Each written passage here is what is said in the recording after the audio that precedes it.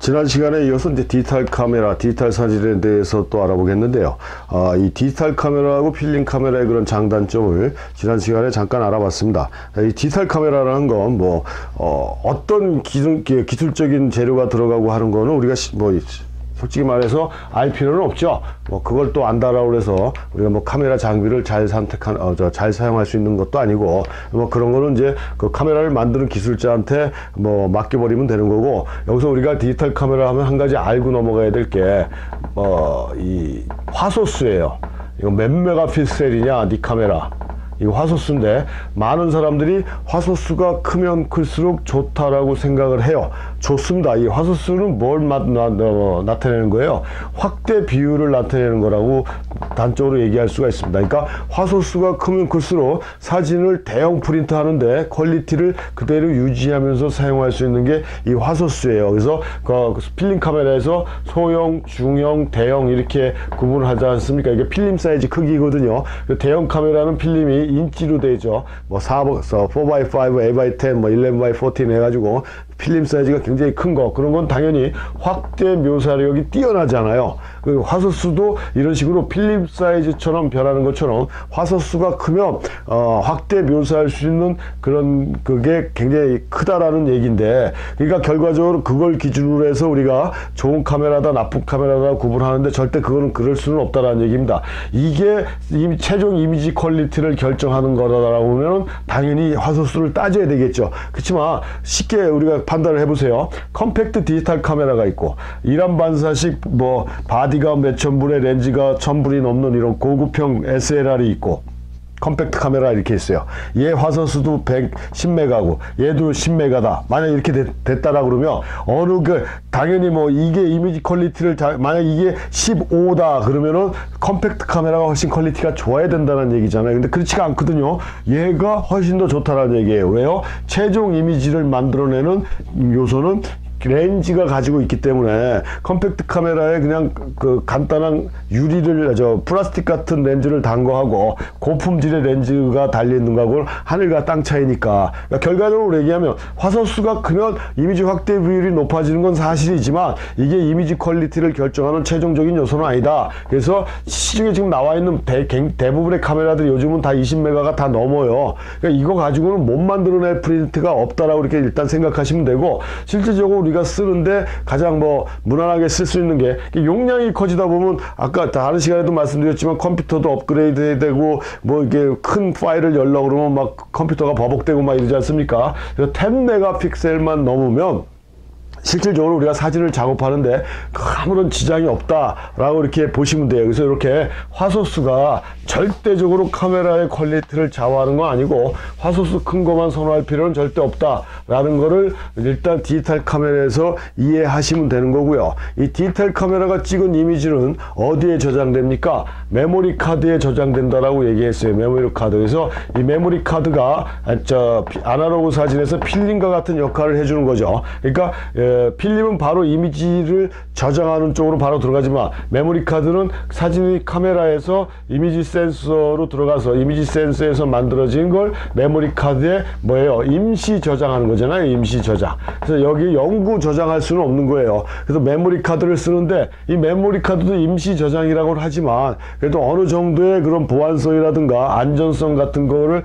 갖춰줘야 된다라는 얘기죠. 그래서 디지털 사진 초창기에는 굉장히 많은 종류의 여러 가지 종류의 메모리 카드 종류들이 등장을 했지만, 지금은 두 가지로 거의 압축할 수가 있다. 컴팩트 플래시 카드라는 거, CF 카드하고 SD 카드가 가장 일반화된 메모리 카드 종류다라고 보시면 되고요.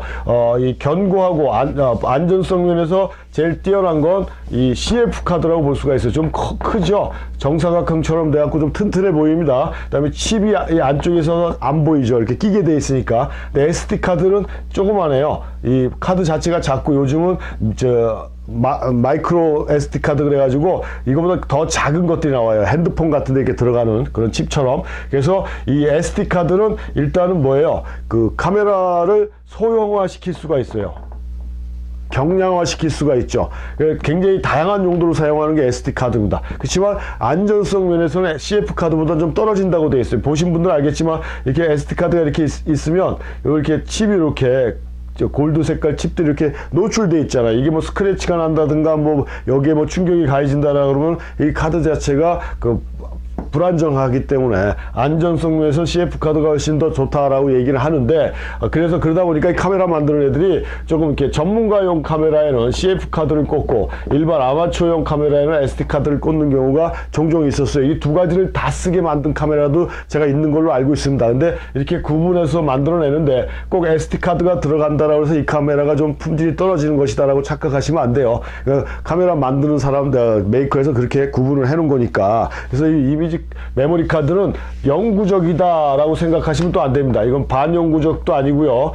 이건 얘네들도 수명이 있어요. 수명이 반영구적이라고 하는 사람들도 있지만 수명은 있는데 내가 이 메모리 카드를 어떻게 관리하고 어떻게 쓰느냐에 따라서 거의 반영구적으로도 쓸 수가 있다라는 얘기고요. 그러니까 그 어떻게 쓰는 거에 대한 건 나중에 또 말씀드리기로 하고, 그 용량이 또 있지 않습니까? 저장 용량이 있어요. 요즘 기본적으로 뭐 32GB 뭐 그 이상 되는 62GB 이런 것들이 일반화된 용량이에요. 왜냐하면 동영상까지 촬영이 되는 디지털 카메라가 많다 보니까 이 용량 자체가 커져야 돼요. 그래서 이런 것들이 기본적이지만 일단 우리가 사진 작업하는 입장에서 보면요, 뭐 요즘에는 이거보다 더 작은 용량을 찾을래야 찾을 수도 없습니다. 시중에 제 욕심 같아서는 뭐 16GB이나 아니면 뭐 8GB 정도가 제일 좋지 않을까라고 생각을 하는데, 이 정도 작은 용량으로 사진을 나눠 찍는 게 가장 안전하다는 얘기예요. 그러니까 큰 용량으로 한꺼번에 다 이미지를 집어넣다 보면요, 이 카메라라든가 뭐 디지털 카메라라든가 컴퓨터라든가 이거는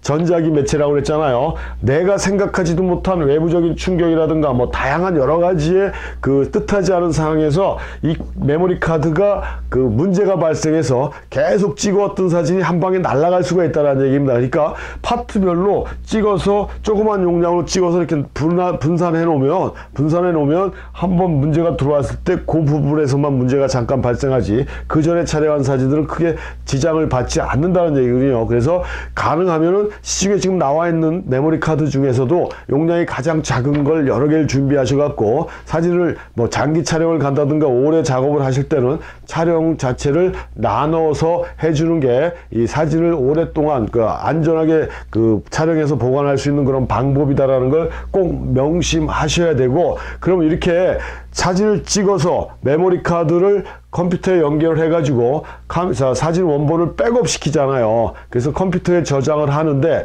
이 백업을 시키면 커트를 시켜 갖고 백업을 시키는데요, 컴퓨터 들어가면 이제 커트를 시켜서 메모리 카드 자체를 그 들어있는 사진을 컴퓨터로 백업을 시키면 이 메모리 카드는 어떻게 됐습니까? MT잖아요. 그쵸? 비어 있잖아요. 그래서 괜찮나 하고 또 찍죠.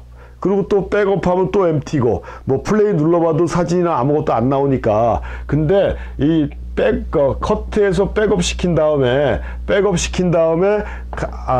뭐 매번 하지는 않아도 한 두세 달에 한 번씩 정도는 요걸 포맷을 시켜주는 게 좋아요. 우리 컴퓨터 포맷 하듯이 이 메모리 카드를 간혹 한 번씩 2, 3개월에 한 번씩 포맷을 시켜줘야 이 메모리 카드를 오랫동안 계속 사용해 줄 수가 있다. 그 얘기는 뭐냐면, 우리가 메모리 카드에 들어가 있는 이미지를 이렇게 백업을 시켜버리면 분명히 공간이 비어 있지만 여기에는 이 메모리 카드 안에는 뭐가 남아 있어요? 잔상이 남아 있어요. 잔상이 남아 있어서 또 새로운 이미지가 들어오면 얘하고 충돌이 일어날 수가 있습니다. 또 다른 새로운 이미지가 들어오면 또 충돌이 날 수가 있어요. 그러다 보니까 메모리 카드가 에러가 발생하는 거거든요. 디지털 카메라로 사진을 찍다가 그때 아무 이상 없이 잘 되던 카메라가 셔터 버튼을 눌렀더니 갑자기 에러 사인이 막 뜬다 그러면 일단 메모리 카드부터 빼서 교환하는 게 제일 좋은 방법입니다. 대부분의 메모리 카드에서 문제가 발생해서 에러가 나는 경우가 있거든요. 그런 경우는 이렇게 지금 말씀드린 대로 잔상하고의 그 충돌에 의해서 만들어지는 그런 거기 때문에 그 포맷을 시키기 전에는 이 잔상들이 남아 있어서, 그러니까 그 영혼들이 남아 있어 갖고 새로운 이미지하고 충돌하는 거예요. 포맷을 시켜줘 버리면 왜냐면 이 잔상이 깨끗이 없어져서 새로운 메모리 카드를 쓰는 거와 똑같은 역할을 해준다는 얘기죠. 그래서 2, 3개월에 한 번씩, 뭐 한 달에 한 번씩 정도는, 촬영이 많으신 분들은 한 달에 한 번 정도는 백업을 포맷을 시켜주는 게 이 메모리 카드를 유용하게 사용할 수 있는 그런 방법이고, 만약에 문제가 발생했다, 에러가 발생을 해갖고 그 안에 들어있는 사진을 꼭 중요한 사진일 때 살려줘야 된다 하면은 그 리페어 프로그램이 있습니다. 리페어 프로그램이 그 리커버리 프로그램이죠. 그러니까 그 메모리 카드를 재생시켜 줄 수 있는 소프트웨어들이 상당히 많이 남아 있어요. 그래서 그걸 바로 컴퓨터에 깔아 가지고 이 실행을 시키면 아까 말씀드린 대로 왜 잔상이 있냐는 걸 그때 알 수가 있습니다. 내가 분명히 오래전에 찍어서 백업 시켜 놓은 건데 거기 이미지들이 막 이렇게 살아서 나와요. 가장 최근에 문제 생긴 건 거의 100% 살려주고요. 오래될수록 살려줄 수 있는 확률이 떨어진단 말입니다. 그래도 우리가 디지털 사진을 하기 위해서는, 제대로 하기 위해서는 요 메모리 카드 리커버리 프로그램 소프트웨어가 있어야 된다라는 건 뭐 이거 당연한 얘기입니다. 왜냐하면 이 메모리 카드가 항상 말짱하게 사용될 수 있다라는 보장이 없기 때문에 이걸 구제해 줄 수 있는 그런 프로그램을 사용해 주는 게 좋고요. 가격도 그렇게 비싸지는 않습니다.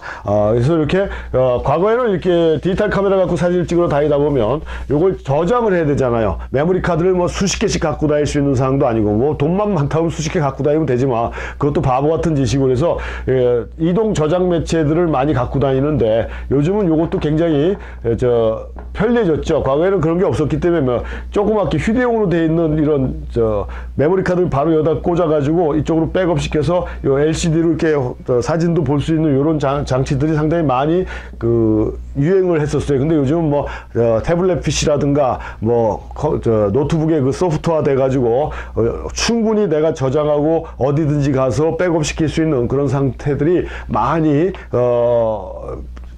일반화 됐기 때문에 특별하게 뭐 이렇게 이동 저장 장치를 따로 구입해서 갖고 다닐 필요는 없지만, 특히 항상 촬영한 필름 같은 경우, 촬영한 이미지는 바로바로 백업을 시키고 보관을 제대로 해주는 게 가장 좋은 방법이다. 그래서 메모리 카드에 대한 내용들은, 그다음에 메모리 카드는 빠진 게 있는데 하이스피드라는 게 또 있죠. 그러니까 촬영해서 이미지가 빨리 저장되고 컴퓨터로 뺄 때도 빨리빨리 빼지는, 조금 약간 비싼 건데 가능하면 컴팩트 플래시라든가 뭐 이래서 하이스피드 메모리 카드를 사용하는 게 좀 더 빠른 작업을 해줄 수 있다. 그러니까 하이스피드로 되어 있는 건 이렇게 써 있어요, 메모리 카드에. 그렇게 사용을 해주시면 큰 문제는 없겠다라고 생각을 합니다.